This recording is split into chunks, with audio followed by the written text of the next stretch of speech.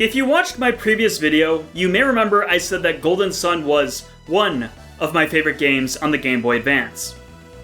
Well, that is because Golden Sun: The Lost Age is my actual favorite Game Boy Advance game.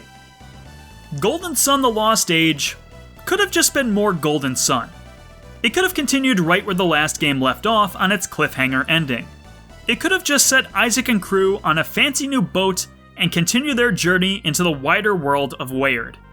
It could have done the things a sequel normally does: bigger world, bigger dungeons, bigger bosses, and expand into a bigger story.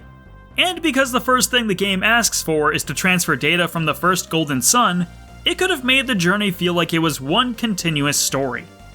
To a certain extent, that's exactly what the game is. Golden Sun was originally conceived as a combination of the Broken Seal and the Lost Age. The game that needed to be created in order to match that vision was too ambitious for the storage capacity of a Game Boy Advance cartridge. Rather than massively cut content for a compromised experience, Camelot embraced their initial vision and split the game into two separate products, thus informing the creation of the Game Boy Advance duology. While this is conjecture on my part, I feel this decision to split the game in two parts was seen as an opportunity to be a little more creative with the second installment. It's a game that looks and plays like Golden Sun, but not only does it take the next step forward, it did so in a direction completely different from the first. After all, it's not Isaac who takes charge this time, but rather his opponent, Felix. This was a change I was immediately down for. Not only is it a fresh start for people who might not have played the original Golden Sun, but the characters here are way more fleshed out than the last game. Mind you, I still can't give you a full synopsis of each one, but the dialogue here feels a lot more full, and some of their actions make them more relatable. First up is Kraden, who, while not a controllable party member, is much like a wise mentor. His strengths include saying really obvious things, and repeating the last thing that was said but in the form of a question? Okay, so Kraden kinda sucks, but the actual party members are much better. Piers is one of a legendary tribe known for their long lifespans. He's calm, collected, and patient. Not to mention he has muscles that could shred a phone book. Although he's a bit shy about sharing details of his life. Sheba is someone I didn't know what to think of given the few encounters I had with her in the last game. I mean, for 100% of the time she's on screen, she's someone's hostage. But as she grows more comfortable around the party, you soon find out this girl is sassy. Oh no, my favorite character archetype, sassy little girl. Jenna was, ironically, the person who received the most characterization in the first Golden Sun, despite how little she was involved in that story. But she becomes the main character for a temporary section of the game, and even has a unique battle theme, which is a boppin' song, and we even find out she kinda has a thing for Isaac. Aw, how adorable, they'd make a great couple, I'm writing the fanfiction already. But the greatest advantage of this new cast is that Felix is his own character. He had his own role in the story of the first Golden Sun, and now we can view the perspective of this game from someone who has a defined personality, and... Why has Felix not said a word so far? Oh. Golden Sun is that kind of series then, isn't it? Well, whatever. Felix, Isaac, what's the difference? The thing is, that step in a different direction wasn't referring to the new characters. The reason I hold The Lost Age in such high regard isn't because it's bigger, but because it's bolder. Golden Sun was a very linear game. How linear? Well, the game only had like 3 side quests, and that's being generous with the counting. There wasn't much there to distract you from the overall goal. This made sense for the type of quest Isaac embarked on. His story was essentially one of prevention. Chase down the people that disturbed his peaceful life. Felix is the one that needs to discover the path for himself. The leadership he was working under for one reason or another has left him behind. Now it is up to him to finish the quest. A philosophy extended to this game's world design. The Lost Age instead has opportunities to go in multiple directions and explore. I don't think it's a coincidence that once you finish the prologue of this game and get situated in the first town, the game presents the player with a branching path. This is what the Lost Age is at heart. It empowers you with the ability to go whichever way you want. While you'll have to do almost everything at some point, it's not going to hold your hand. It's allowing you variance in the way you choose to go and how the adventure will unfold. And if you can believe it, this is where the open nature of the game is at its most tame. After getting Piers in your party, the game will soon give you access to the boat he sails. And this is where things get really crazy. So here's the thing, right? From the moment you gain access to sailing, you already know your destination. Get to this place in the middle of the ocean. But the game doesn't tell you how to get there. Even if you somehow, by luck, manage to guess how to traverse the Sea of Time, you'll soon contend with Poseidon himself. And you can't possibly defeat him at this point. What the game did is just dump you into a vast ocean and said, here's where you need to go, now figure it out. Some people may be out there saying The Lost Age sucks because it provides no direction, and I get it. It's undeniable that The Lost Age is a lot less willing to provide a concrete trail for players to follow. But also, I don't get it. You're given total freedom! You had so much opportunity to explore the world, but now you have a boat, and this game just became a full open world game! It's a mysterious and interesting world, and it's so much fun to explore! The game trusts you to indulge your adventuring spirit! There's no critical path to follow, and that is a guard-dot feature of this game! Outer Wilds! The Lost Age! If you play as many RPGs as I do, it's easy to notice the formula for how they are designed. At times, it can almost feel like a guided tour as you naturally flow from one place to the next. Oftentimes, I don't even think about where it is I'm going or how I get there. This is kind of how I felt about Golden Sun. And hey, I still enjoyed playing that game a lot. But I can more readily recount exactly what events I did in The Lost Age by the simple fact I was more engaged with playing the game.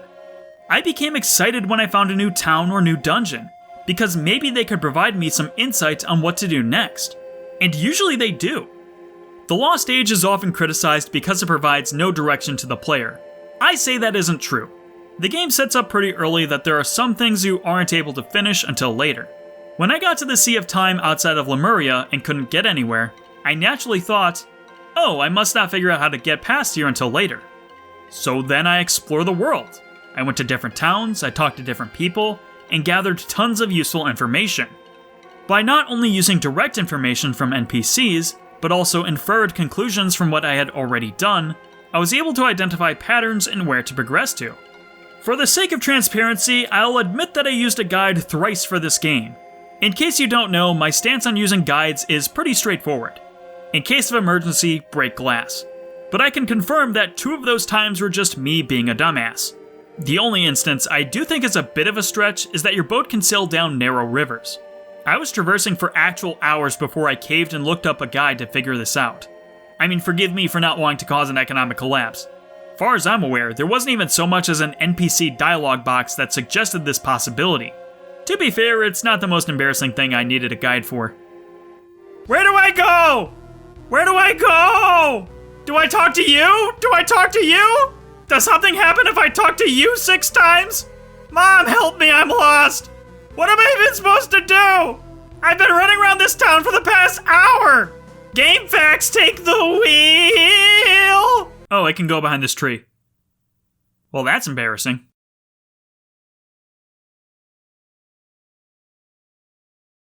In case you're wondering, I also used a guide 3 times on the original Golden Sun. I just want to make it understood that because I used a guide, it does not mean anything. I knew very little about Golden Sun when I played that game, and I knew even less about The Lost Age.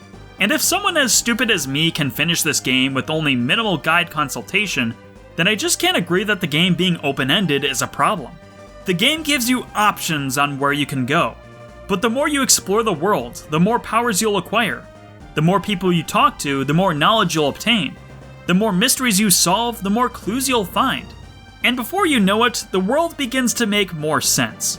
It was so refreshing to play an RPG that puts trust back onto the player for solving the mystery that is the world.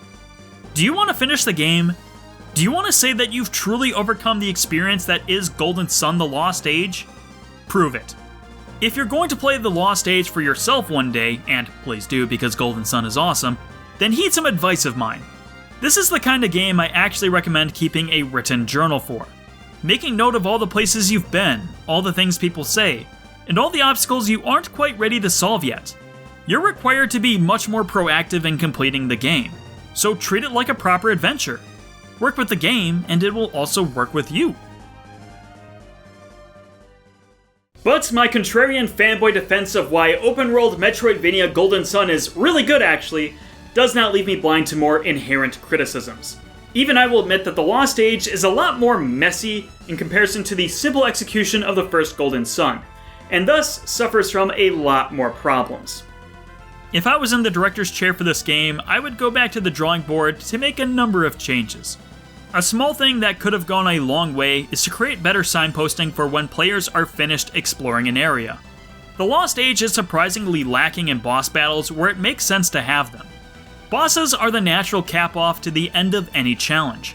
Getting a tougher than normal encounter just before heading out to the next destination psychologically feels complete. So many times I get to the end of a more advanced dungeon and feel like I didn't accomplish much of anything, despite finding something that would be key to my progression. There was even a specific dungeon that held 2 key items necessary for progression. I only found one of them, assumed that it was what I was supposed to be there for, then left the dungeon and got lost like a dumbass. Something I guarantee would have never been considered had I fought a different colored monster or whatever and the decisive encounter music play for every dungeon. The battle system in this game lends itself perfectly to boss encounters, so it's a shame the game doesn't make more use of them. It's also a matter of just figuring out where to go in the first place. The map isn't always clear on where you can go. Sometimes the shallow seas and path-blocking spires blend in on the world map, so I don't always see if there's somewhere I could be going until I just try going there. And another is that if you missed any Djinn in Golden Sun, I'd have it so they appear in the random battle pool throughout the game.